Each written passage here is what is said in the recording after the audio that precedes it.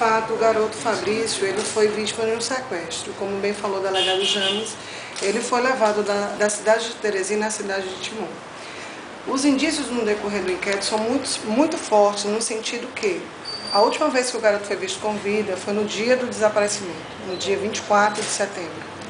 De lá, então, não temos uma evidência de vida, ou seja, ninguém mais teve contato pessoal com o Fabrício que prove que ele está vivo.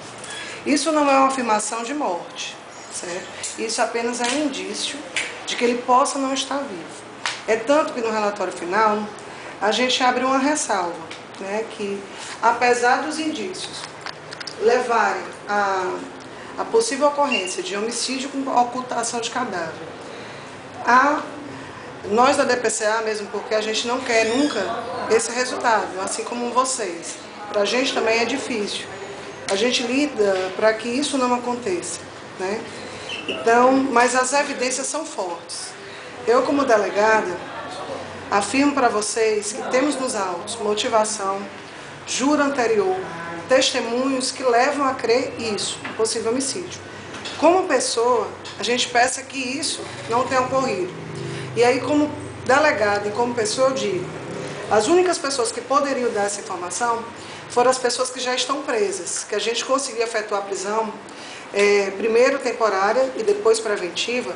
Cite-se que uma delas, já com dificuldade, porque um dos autores evadiu para o estado do Ceará, então se não fosse a ajuda do nosso estado aqui vizinho, também a gente não poderia, talvez não estaria aqui dando a informação que os dois envolvidos estão presos, e eles estão, certo? E já com indício também de fuga. Ele já estava com toda a documentação dele no estado do Ceará, com a quantia em dinheiro. Então, assim, a chance de que ele não retornasse, porque ele tinha conhecimento de que ele estava muito envolvido no crime, era grande. Então, voltando à situação que a gente concluiu, que os indícios são fortes de homicídio com ocultação. Mas, devido tão somente um possível corpo não ter sido encontrado, a possibilidade de vida não foi totalmente descartada, né?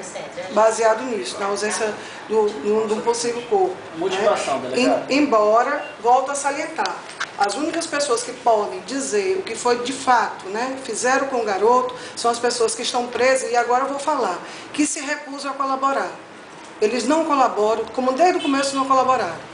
Inclusive, mesmo com muitas evidências, a gente confrontando-os com evidências, eles voltam a negar e querem com aquela antiga negativa de autoria e não querem colaborar por isso. Como vocês chegaram ao Romário Aguilar?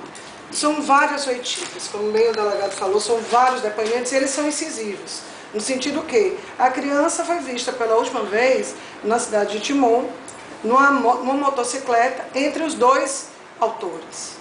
E temos testemunhas oculares disso. E são testemunhas que não temos sombra de dúvida, viram de fato, porque conheciam as três pessoas. E vale salientar, já que você tocou nesse ponto, a dificuldade desse caso. Por quê? Porque um dos envolvidos, comprovadamente, tem envolvimento com o tráfico de drogas. Inclusive, quando a gente foi cumprir a busca e apreensão do menor e busca e apreensão residencial que a gente solicitou, no intuito de encontrar, inclusive, vestígios do crime na residência, encontramos só substância entorpecente, balança. E só que nessa hora ele já teria fugido, ele já estava no Ceará. Quem foi preso foi o primo dele. Certo? Então, assim, apesar dele dizer não é traficante, as evidências mostram o contrário, totalmente o contrário. Os testemunhos, quase em sua totalidade, mostram o contrário. A motivação, digamos assim, eu digo até que não temos nem só uma. As testemunhas declinam até várias. Houve um confronto anterior de um primo do garoto, que também é menor, com o próprio Romário. Há, inclusive, informações de troca de tiros recíprocos. Também há uma informação também que, isso dentro dos autos, depoimentos, que o próprio Romário, né, também teria, né, entregue uma arma de fogo para um menor, para trabalhar para ele para o tráfico. E esse menor seria também parente da vítima. Né, e por conta disso, numa desavença, ele teria inclusive puxado a arma para o Romário. Então vocês veem aí motivo suficiente para se instalar uma rixa, aí uma rixa com jura de morte.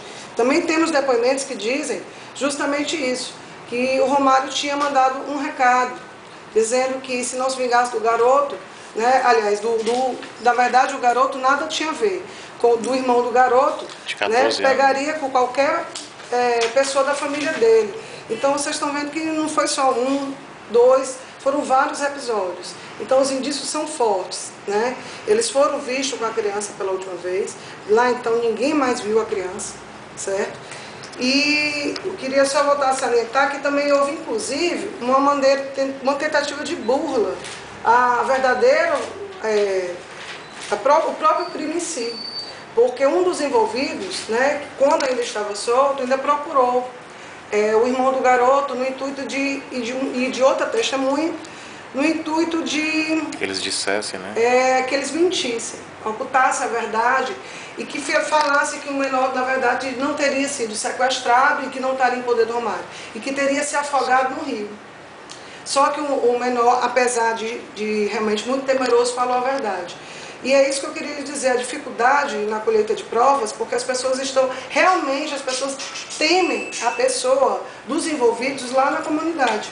E por conta disso, muitos não tinham coragem de falar a fundo. Esse é o fundamento da prisão preventiva, né? E só falaram, talvez, muitos, porque agora eles já estão presos, né? E, inclusive, 2 menores, a gente teve que pedir à justiça para que entrasse no programa de proteção de testemunha, porque eles correm risco potencial. São os parentes do... São parentes do Fabrício, mas não só parente do Fabrício, outra testemunha também menor, né? Então, o que a gente quer dizer é o seguinte, que a parte da DPCA, de fato, ela foi concluída. A gente poderia simplesmente, até porque houve até esses supostos testemunhos de um possível afogamento. Só que eu acho muito estranho, um mês depois, um afogamento normal, esse corpo nunca aparecer. Também vou salientar para vocês que o IML foi oficiado, o HUT foi oficiado, o Corpo de Bombeiros foi oficiado no sentido de dar informações se tinha algum menor com as características do Fabrício. E todos os ofícios voltaram com a mesma resposta, não. Né? E todos foram negativos. Então, e várias buscas, o que o Corpo de Bombeiros fez, sempre no sentido de tentar localizar, também sempre deram no mesmo sentido. Então, o que a gente pode dizer, a nível de DPCA, que de fato, né, o inquérito foi concluído e aponta para esses indícios, tanto que talvez ele seja até ramificado. Né? Eu já encaminhei a cópia para a delegacia de Timon, pode até ser que lá também eles ingressem com alguma investigação. E continuo fazendo o mesmo apelo. Caso alguém da população tenha informação, desde o começo a gente checou todas. Mesmo as mais absurdas, mesmo aquelas que poderiam não ter fundamento nenhum, a gente não deixou nenhuma de colher. Porque a nossa missão no DPCA é essa, até o final tentar ajudar, tentar coibir, né, tentar tirar as nossas crianças e adolescentes da situação de risco.